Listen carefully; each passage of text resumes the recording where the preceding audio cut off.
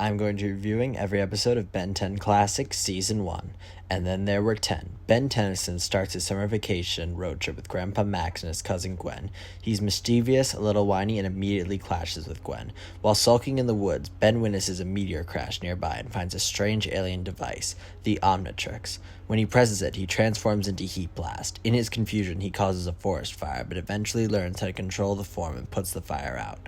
Meanwhile, Vilgax, an alien warlord, detects the Omnitrix has been activated on Earth and begins plotting to retrieve it. The episode ends with the family continuing their road trip while Ben realizes with great power comes great confusion and also excitement. This is an absolute classic of an episode. It's one of the best in any superhero series ever because it's the perfect origin episode.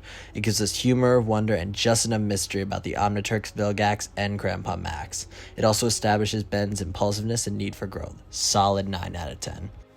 Washington, B.C. While stepping at the National Mall in Washington, D.C., Ben turns into Stingfly to stop a bank robbery but ends up causing public destruction. He's blamed for the mess, especially when a mysterious figure starts reanimating dead animals. Enter probably the most used Ben 10 enemy outside of Vilgax, Dr. Animo, a mad scientist who uses his transmodulator, wow that's a mouthful, to mutate animals. He resurrects a giant woolly mammoth skeleton and starts terrorizing the city. Ben fights back using Diamond Head and forearms, but Animo escapes. The show starts establishing villain of the week formulas while showing the consequences of Ben's recklessness, though I rarely catch myself rewatching this episode. 4 out of 10.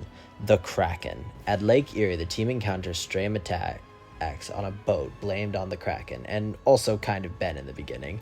Ben initially sees it as just another monster to fight, but eventually realizes the creature is protecting her eggs from the local poacher. Using Ripjaw's aquatic abilities, Ben retrieves the stolen eggs and helps the Kraken return to its depths. The episode dives into environmental themes and begins teaching Ben to look past surface-level threats and question motives. Ripjaws gets his moment, and when I say his moment, I mean his only moment. The original 10 aliens are fantastic and beautiful, but it seems that Ripjaws always gets the short end of the stick because you need to build the episode around him, which you don't inherently need to do for the other 9. The episode is solid overall, though regardless. 5 out of 10. Permanent retirement. Grandpa Max takes the kids to visit his cousin at a retirement community, but the place is oddly robotic and emotionless. Ben notices strange behavior and uses Ghost Freak to sneak around.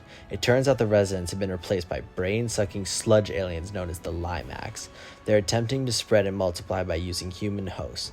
Ben uses brain over bronze this time, finding a way to flush the aliens out of the host and restore the seniors. I'm a huge fan of this episode. I love Ghost Freak and it's a super fun premise to revisit. This is the first time I've seen some of these episodes in a very long time, so it's lovely to revisit the charm. 7 out of 10. Hunted. 3 alien bounty hunters, Crab, 6-6, and Tetrax, arrive to retrieve the Omnitrix. They attack Ben and his family in different locations, testing Ben's ability to fight strategically in the climax. Tetrax reveals he was testing Ben's worth and not actually trying to kill him. He offers cryptic advice about the Omnitrix and warns Ben of greater dangers to come. Overall, it's a great expansion of the show's universe. For the first time, Ben realizes his device has galactic importance, and his role is bigger than summer hijinks. Also, the lesson of training and responsibility is always fun. 7 out of 10. Tourist Trap. Ben, Gwen, and Grandpa Max stop in a weird tourist town called Sparksville, known for its cheesy roadside attractions. Eventually, they trace the problem to mischievous little energy creatures called Megawatts, who escape from a damaged power plant nearby. The creatures made of pure electricity have childlike curiosity but are extremely dangerous when left unsupervised.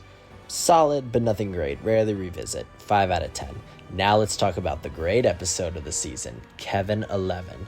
Ben meets Kevin 11, a runaway with energy absorption powers. At first, they bond over being freaks and rebel against authority together. But Kevin's power reveal a darker side. He can absorb electricity, energy blasts, and even the Omnitrix's DNA.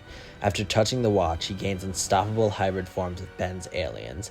Kevin turns into a villain using his new powers recklessly. The final showdown takes place on a moving train where Ben forced to fight what is essentially a darker version of himself.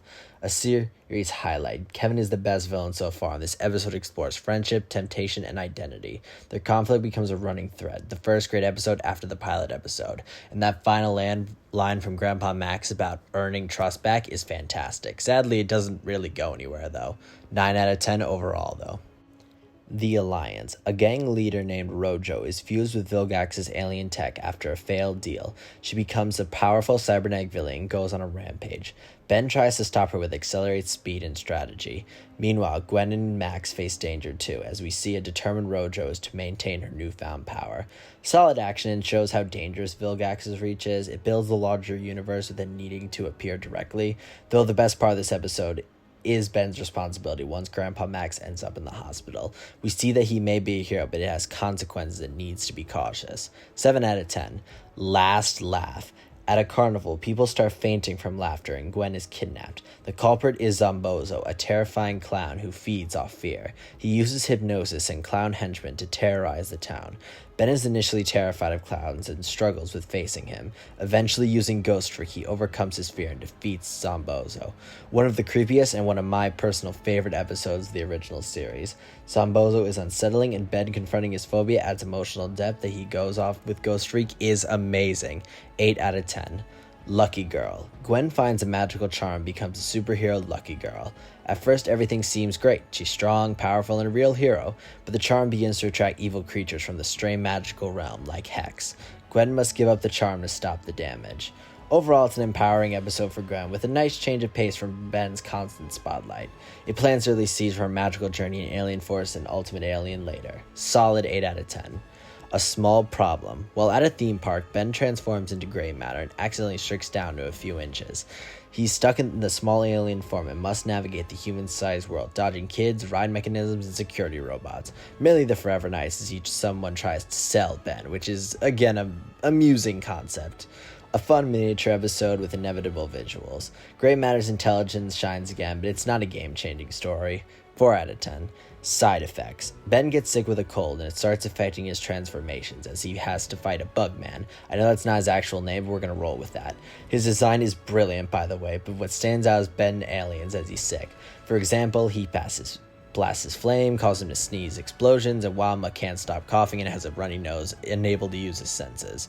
A hilarious and chaotic episode that reminds you Ben is still just a kid. Great comedy and character stuff with great designs throughout. 6 out of 10. Now for the season finale, Secrets.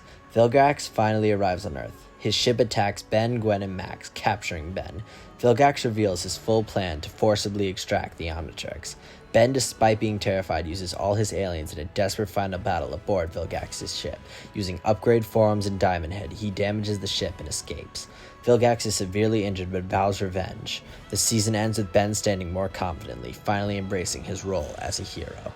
We finally get the reveal that Grandpa Max is a plumber, and it's just so perfect. He is locked in the whole episode, and you can tell that Max and Vilgax cannot stand each other. Fantastic end to an overall solid season. 10 out of 10.